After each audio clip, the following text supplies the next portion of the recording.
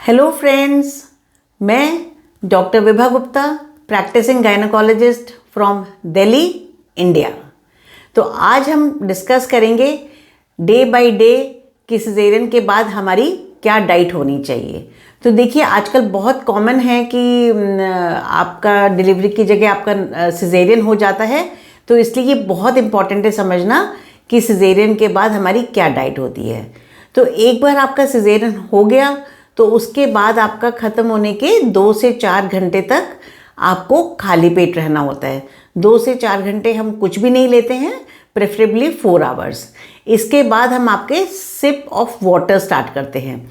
तो सबसे पहली चीज़ आपको वाटर सिप्स लेने चाहिए।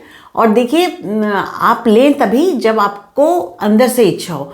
मोस्ट इम्पॉर्टेंट जो डे 1 और डे 2 है, तो वो है आपकी फीलिंग। तो रादर देन कि हमको ये खाना चाहिए या ये नहीं खाना चाहिए, आप ये देखिए कि आपका अंदर से क्या मन कर रहा है। अगर आपका 2 घंटे के बाद आपको प्यास लग रही है और आपको पानी पीने की इच्छा हो रही है, इसका मतलब है कि आपका बॉडी पानी एक्सेप्ट कर लेगा। तो आप जब शुरू में पानी लें तो सिप बाय सिप लें, एकदम गट करके गिलास से पानी ना पिएं, क्योंकि हो सकता है कभी एकदम से पिएं तो फिर वॉमिटिंग आ जाएगी। उससे आपके सिजेरियन के स्टिचेस वगैरह में पेन भी हो जाएगा और आप बहुत अनकंफर्टेबल हो जाएंगे। तो ग्रेजुअली एक बार आपका पानी डाइजेस्ट हो गया तो उसके बाद आप कोकोनट वाटर ले सकते हैं। उसके बाद नमक नींबू चीनी वाली शिकंजी पी सकते हैं, फ्रूट जूसेस ले सकते हैं। और या फिर आप मतलब approximately this will be approximately by evening. Suppose हम एक एग्जांपल ले लेते हैं कि आपका सिजेरियन हुआ सुबह 10 बजे, आपका सिजेरियन ख़त्म हो गया, तो बाय 12 या 2 आप अपना वाटर सिप्स वगैरह स्टार्ट होंगे। और धीरे धीरे आके आपको अगर बहुत अंदर से इच्छा हो रही है तो शाम को आप अपना नारियल पानी और ये सब कुछ ले सकते हैं, शिकंजी वगैरह जो मैंने आपको बताई, जूसेस वगैरह। और उसके बाद बाय 8 इन द इवनिंग से 12 आवर्स अगर आपको भूख लग रही है, आई रिपीट, आपको अपनी फील समझनी है।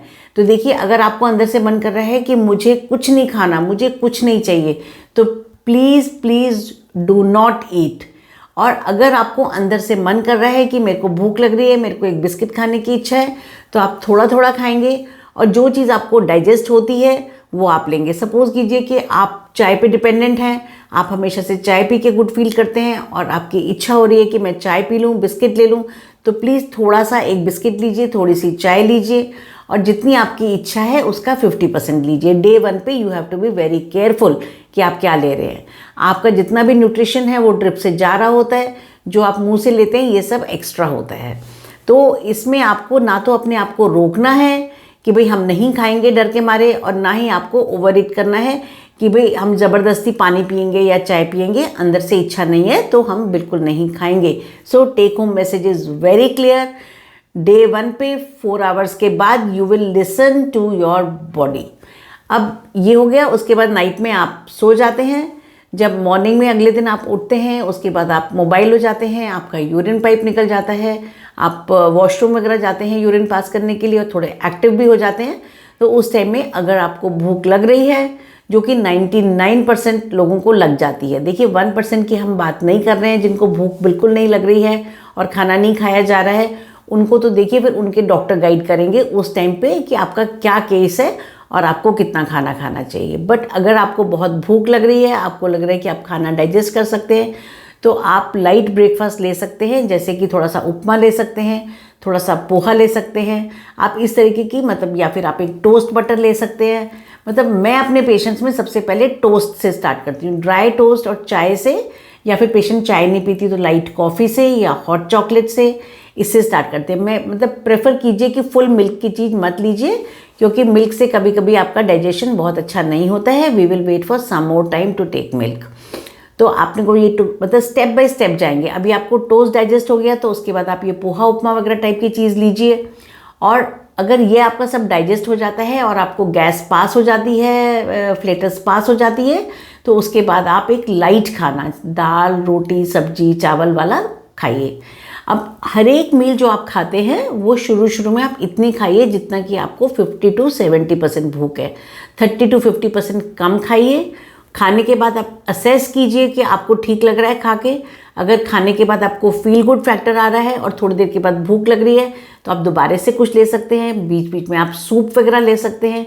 सूप में कोशिश कीजिएगा कि शुरू में मतलब सेकेंड डे तक आप थोड़ा सा बटर वगैरह कम डालें। मतलब सेकेंड डे का खाना हमारा बिल्कुल ज़ीरो फैट नहीं होगा, लेकिन लाइटली फैट होगा, उसे लाइट, बिल्कुल लाइट, थोड़ा थोड़ा ड्रॉप्स में डाला हुआ होगा।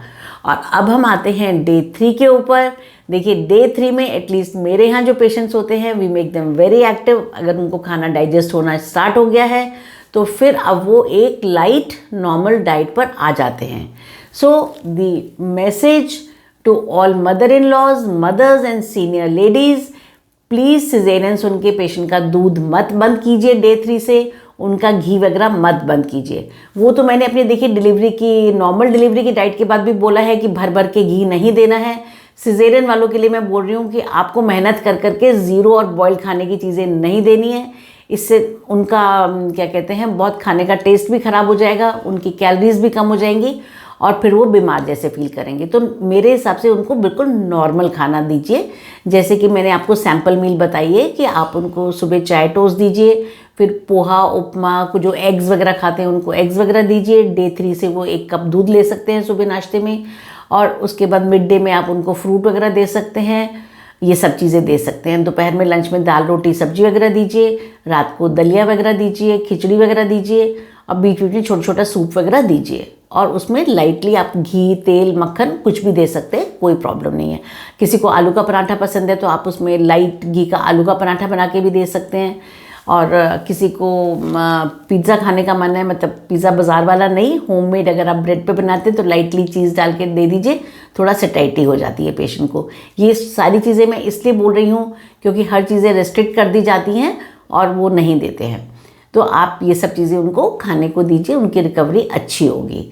तो 1 वीक तक हमारी यही डाइट चलेगी। इसमें देखिए लाइट डाइट में इसलिए बोल रही हूँ क्योंकि पेशेंट की मोबिलिटी ज़्यादा नहीं होती है सिजेरियन के बाद। बहुत ज़्यादा खाएंगे तो उनको गैसेस हो जाएंगी, उनके पेट में डिसेंशन हो जाएगा, फिर उनके स्टिचेस में पेन होगा। पर प्लीज़ दूध नहीं बंद करना है, घी नॉर्मल रखना है, बंद नहीं करना है, ओवर भी नहीं देना है। और 1 वीक के बाद जब पेशेंट फुल्ली मोबाइल हो जाती है उसके बाद नॉर्मल डिलीवरी और सिजेरियन की डाइट बिल्कुल एक सी होती है। उसको समझने के लिए आप नॉर्मल डिलीवरी के बाद की जो डाइट मैंने बताई है उसको सुन लीजिए। मैं दोबारा इसमें रिपीट नहीं करूँगी। भूल जाइए डाइट वाइज कि इनका सिजेरियन हुआ है, और let them be happy and you will also be happy. Bye.